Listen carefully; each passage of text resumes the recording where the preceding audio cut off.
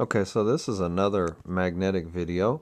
Some of the same principles from previous videos that I want to develop further relating to quadrupole magnetism, or the theory that all magnets are quadrupole, that everything in nature is based on magnetism, that everything in nature is a magnet, and that they're all quadrupole magnets, meaning four-spin magnets. And that's not only quadrupole magnetism, but quadrupole magnetism and the Enneagram geometric figure pattern, so on. So, let's see.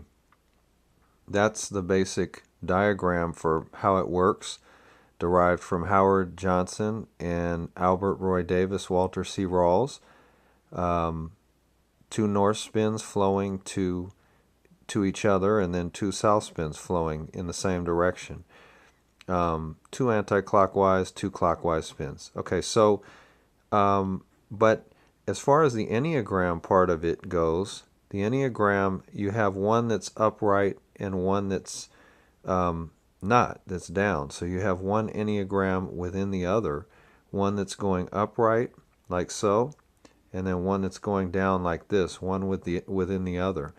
And I don't know exactly why that is, if that's just the geometry of it, but what you have is when you take this Enneagram pattern and you blend it with this notion of quadrupole magnetism, what you can see is by creating kind of a magnetic array with Enneagram geometry, as well as this quadrupole kind of theory of magnetism, you can create these kind of structures that if you put enough quadrupole magnets and you put, well, let me just step back here and just say, okay, when you specifically, what you can do is you can map out all forms in nature, because all forms in nature are defined by the number and strength of quadrupole magnets. So each of these magnets, you can picture it as being three-dimensionally throughout space.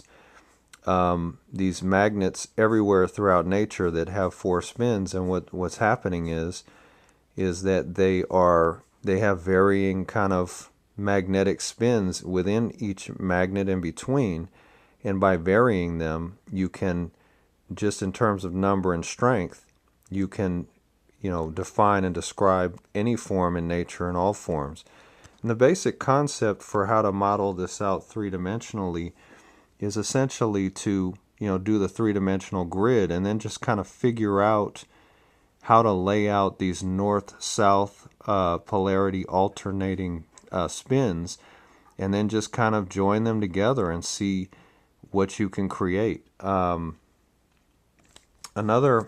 way to look at this is, I tried to do some three-dimensional stuff. I didn't get very far with it, but one thing I started to see, well, this is magnetism in 3D. I was going to try to do something three-dimensional, but there's a more important principle that came out of this, all of these drawings.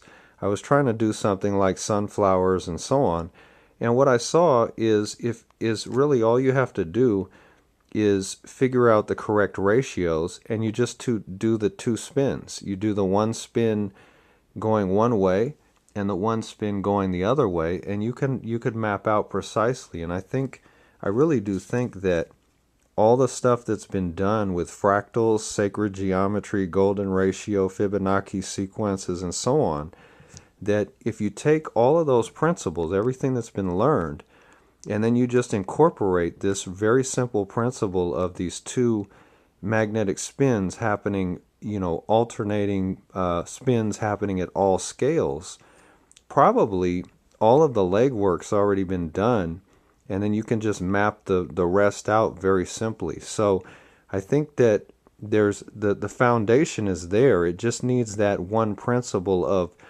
what are the forces that give rise to this geometry. It's these two magnetic spins. And if you put these two alternating magnetic spins into these models of reality, then you can map things out, not only the geometry precisely, but more importantly the forces, and that's the whole point. So that's about it. Thanks.